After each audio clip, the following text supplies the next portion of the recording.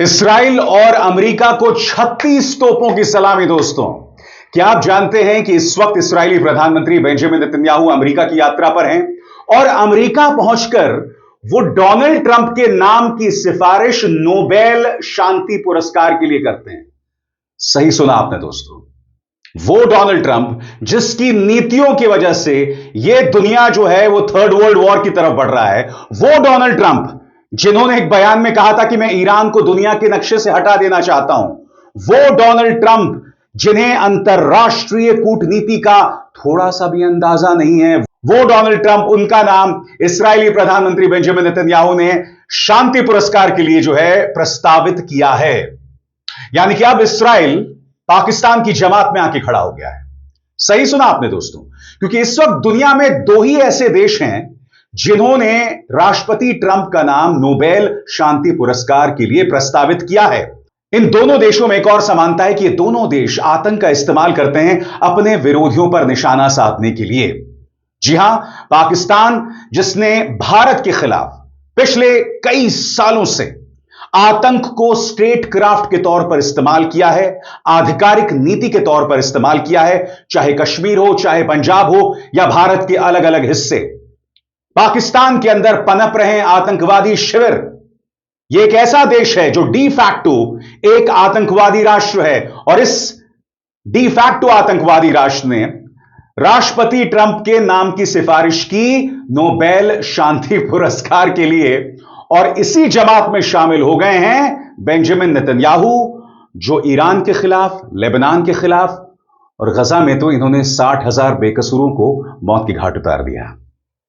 इसलिए मैंने कहा दोस्तों, इन देशों में यह समानता है। मगर आज जिस तरह से बेंजामिन नेतन्याहू ने राष्ट्रपति ट्रंप के नाम की सिफारिश की, हम उसके मेरिट्स पर बात करेंगे, उसके मायनों की चर्चा करेंगे। मगर देखिए किस तरह से बेंजामिन नेतन्याहू ने राष्ट्रपति ट्रंप की सिफारिश की नोबेल शांति पुरस्कार के लिए। सुना जाए। In one region after the other. So I want to present to you, Mr. President, the letter I sent to the Nobel Prize Committee. It's nominating you for the Peace Prize, which is well deserved, and you should get it. Thank you very much. This I didn't know. Wow. Thank you very much. Thank you. Coming from you in particular, this is very meaningful. Thank you very much, baby. Thank you. Thank you for everything you're doing. Thank you.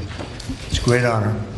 सबसे पहले आपको समझना पड़ेगा दोस्तों, जब आप एक Nobel शांति पुरस्कार के लिए किसी के नाम की प्रस्तावना देते हैं तो आपको यह देखना पड़ता है कि उस व्यक्ति को अंतरराष्ट्रीय कूटनीति का कितना अंदाजा है। इससे पहले एक और अमेरिकी राष्ट्रपति को मिला था, वो थे बराक ओबामा। मगर अगर आप बराक ओबामा की राजनीति पर निगाह डालें तो उनकी राजनीति में साफ तौर पर दिखाई देता था, और सही और गलत के क्या मायने हैं काफी हद तक यह परिभाषित था, डिफाइंड था।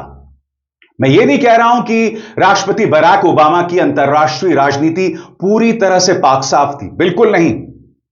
मगर डोनाल्ड ट्रंप ये वो व्यक्ति है जिसे अंतरराष्ट्रीय राजनीति का कोई अंदाजा नहीं है। याद कीजिएगा, इस व्यक्ति ने भारत और पाकिस्तान के बीच जो कश्मीर समस्या चल रही है उसे 1000 साल पुरानी बताया था। याद है कि भूल गए?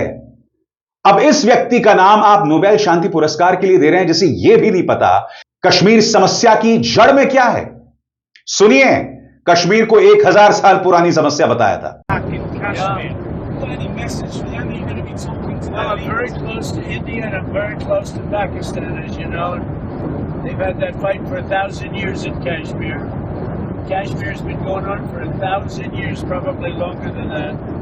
और बात यहां नहीं रुकती। कल ही 21वीं बार इन्होंने कह दिया कि मैंने भारत और पाकिस्तान के बीच जंग रुकवा दी, और वो बार बार पाकिस्तान और भारत को एक पैमाने पर रख रहे हैं। वो पाकिस्तान जिसके बारे में मैंने कहा आतंक का इस्तेमाल करता है भारत के खिलाफ, जिससे पता चलता है इस आदमी की सोच कितनी भ्रमित है, कितनी ज्यादा हिली हुई है। देखिए, कल एक बार फिर उन्होंने वही बात कही। Well, I hope so. Look, we did a job with India and Pakistan and Serbia, Kosovo, and Rwanda, and the Congo, and this was all over the list. 3 weeks or so, Marco, right? We did, and others that were ready to fight and we stopped a lot of fights. I think a very big one, frankly, a very, very big one was India and Pakistan, and we stopped that over trade. We're dealing with India and we're dealing with Pakistan, and we say we're not going to be dealing with you at all if you're going to fight. And they were maybe at a nuclear stage. They're both, nuclear powers. मैं फिर आपसे पूछना चाहता हूं, जो व्यक्ति ये कहता है कि अगर ईरान ने मुझ पर हमला किया तो हम उसका नाम दुनिया के नक्शे से हटा देंगे, जिसकी सोच इतनी वायलेंट है, इतनी हिंसक है, क्या उसके नाम की सिफारिश नोबेल शांति पुरस्कार के लिए की जा सकती है? जो व्यक्ति ये कहता है कि मैं गाजा को साफ कर दूंगा और वहां पर पुनर्निर्माण करूंगा, इसके मायनों को जानते हैं? कहीं ना कहीं यह व्यक्ति नरसंहार की ओर इशारा कर रहा है, जो कि चल भी रहा है, जो गजा में आए दिन चल भी रहा है। याद कीजिएगा, ईरान पर राष्ट्रपति बनने के तुरंत बाद इन्होंने क्या चेतावनी दी थी? इस व्यक्ति का नाम की सिफारिश पाकिस्तान और इस्राइल ने की है नोबेल शांति पुरस्कार के लिए। सुना जाए। You just said, when you said if they do it, they get obliterated. Just to be clear, you're talking about if Iran made an attempt on your life. Yeah, that would be called total obliteration, and I can't imagine they do that. It should have been stated by Biden, but he didn't state it because he had no clue, as you know, as everybody knows. I'd love to have a good relationship with everybody. They can't have a nuclear weapon. That was the only thing that was very important. They can't have a nuclear weapon. और फिर आपको याद होगा दोस्तों, इस video को Donald Trump ने अपने ट्रूथ सोशल मीडिया प्लेटफॉर्म में जारी किया था, जिसमें आप देख सकते हैं वो और नेतन्याहू अधनंगे पड़े हुए हैं बीच पर। वहां पर दाढ़ी वाली औरतें नाच रही हैं। यानी कि इस आदमी की सोच कितनी विकृत है, कितनी भ्रष्ट है, कितनी करप्ट है कि यह सब उसके जहन में चल रहा है। मैं फिर आपसे पूछना चाहता हूं, क्या यह व्यक्ति नोबेल शांति पुरस्कार का हकदार हो सकता है? आपने ईरान के 3 न्यूक्लियर सेंटर्स पर B-2 बॉम्बर्स से हमला किया।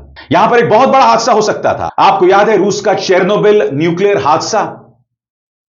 आपको याद है हिरोशिमा और नागासाकी? तो इन 2 बड़ी घटनाओं के बावजूद अमेरिका जो है B-2 बॉम्बर्स के जरिए ईरान के 3 न्यूक्लियर सेंटर्स पर हमला करता है। Fordow nuclear centre, Isfahan nuclear centre और उसी तरह से एक अन्य न्यूक्लियर सेंटर पर प्रहार किया गया था। हालांकि उसका कोई असर नहीं पड़ा, क्योंकि आप जानते हैं उससे पहले ही ईरान ने अपना जो तमाम सामान है दूसरी जगह शिफ्ट कर दिया था। और जैसा कि मैंने आपको इसी मंच पर बताया था, वहां पर निर्माण काम एक बार फिर चल रहा है। और आगे बढ़ने से पहले एक जरूरी संदेश, मेरे कार्यक्रमों के लिए आप नोटिफिकेशन का इंतजार मत कीजिए। मेरे चैनल में जाइए और खुद जाकर कार्यक्रम देखिए और रहिए अपडेटेड। और हां, ज्वाइन कीजिए मेरा चैनल, देखिए यह जरूरी संदेश। स्वतंत्र और आजाद पत्रकारिता का समर्थन कीजिए, सच में मेरा साथी बनिए। बहुत आसान है दोस्तों, इस ज्वाइन बटन को दबाइए और आपके सामने आएंगे ये 3 विकल्प, इनमें से एक चुनिए और सच के इस सफर में मेरा साथी बनिए। मगर जैसा कि मैंने कार्यक्रम की शुरुआत में आपको बताया कि जिन 2 देशों ने राष्ट्रपति ट्रंप के नाम की सिफारिश नोबेल शांति पुरस्कार के लिए की है, ये दोनों देश ऐसे हैं जो आतंकवाद को स्टेट क्राफ्ट के तौर पर इस्तेमाल करते हैं, हिंसा का इस्तेमाल करते हैं, यानी कि पाकिस्तान और इस्राइल। जी हां, यह समानता दोनों में है। मगर पाकिस्तान की हालत यह है दोस्तों कि पाकिस्तान की हालत धोबी के कुत्ते की तरह हो गई है, ना घर के ना घाट के। और मैं आपको बताता हूं क्यों। वो इसलिए क्योंकि पाकिस्तान की मजबूरी यह है कि एक तरफ उसे अमेरिका का पिछलग्गू बनना है, अमेरिका का चाटुकार बनना है, अमेरिका का चमचा बनना है। मगर दूसरी तरफ आपको याद होगा कि जब ईरान पर प्रहार हुआ था, तब पाकिस्तान के अंदर वहां की जनता ने लंबी रैलियां निकाली थी ईरान के पक्ष में। मैं एक बात स्पष्ट कर दूं दोस्तों, मैंने हमेशा इस फर्क को आपके सामने रखा है। एक तरफ पाकिस्तानी ISI और आर्मी जो भारतीय हितों के खिलाफ है, मगर दूसरी तरफ उनकी जनता के साथ एक संवाद हो सकता है। मगर प्रॉब्लम इस जनता के साथ यह है कि जब भारत के अंदर पहलगाम हमला होता है, जब पाकिस्तानी ISI और आर्मी भारत के अंदर आतंकवाद फैलाते हैं, तब यह जनता खामोश रहती है। मुझे प्रॉब्लम यह है। मगर हां, आम पाकिस्तानी जनता के साथ मुझे कोई दिक्कत नहीं है। मैं 3-4 बार पाकिस्तान जा चुका हूं, वहां के लोगों से मिल चुका हूं, उनमें गर्मजोशी होती है। वो जब भी भारतीयों से मिलते हैं खुलकर मिलते हैं। वो हमारे म्यूजिक को पसंद करते हैं, हमारी फिल्मों को पसंद करते हैं, हम उनके म्यूजिक को पसंद करते हैं, उनके क्रिकेटर्स को पसंद करते हैं। मगर यह बात यहीं तक सीमित है। उनका आईएसआई क्या करता है, उनकी आर्मी क्या करते हैं, सब जानते हैं। और यह मत भूलिए, पाकिस्तान के मंत्री ने हाल ही में एक इंटरनेशनल न्यूज चैनल को दिए गए इंटरव्यू में इस बात को स्वीकार किया था कि हां, हम आतंकवादियों को शह देते हैं क्योंकि हमने अमेरिका का डर्टी वर्क किया था। आपको समझना पड़ेगा दोस्तों, ये खेल क्या चल रहा है इस्राइल, पाकिस्तान और अमेरिका के बीच में। राष्ट्रपति ट्रंप किसको आमंत्रित करते हैं? पाकिस्तान के जिहादी जनरल असीम मुनीर को करते हैं, वो व्यक्ति जो बार बार भारत के खिलाफ भड़काऊ बयान देता है। हाल ही में असीम मुनीर ने एक बार फिर भारत के खिलाफ भड़काऊ बयान दिया था।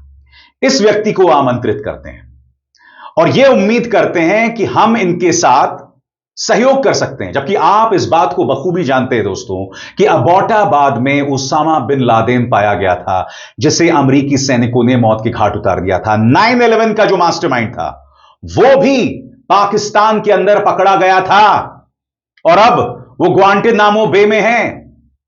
तो यह हकीकत है। मुद्दा सिर्फ यह नहीं है कि पाकिस्तान भारत के खिलाफ आतंक को शह देता है, ट्रेनिंग कैंप्स को बढ़ावा देता है। मुद्दा यह है कि अंतर्राष्ट्रीय तौर पर जो आतंकवाद है, हर चीज का केंद्र कहीं ना कहीं पाकिस्तान बना हुआ है, यानी कि पाकिस्तान के साथ कोई ना कोई लिंक दिखाई देता है। चाहे 9/11 हो, चाहे अवैध ढंग से परमाणु टेक्नोलॉजी का प्रसार प्रचार। जी हां, सही सुना आपने। नॉर्थ कोरिया के परमाणु कार्यक्रम में पाकिस्तान की क्या भूमिका है, यह पूरी दुनिया जानती है। आपके स्क्रीन पर दोस्तों, यह है पाकिस्तानी न्यूक्लियर प्रोग्राम के जनक, यानी father of Pakistan nuclear program, Abdul Qadeer Khan.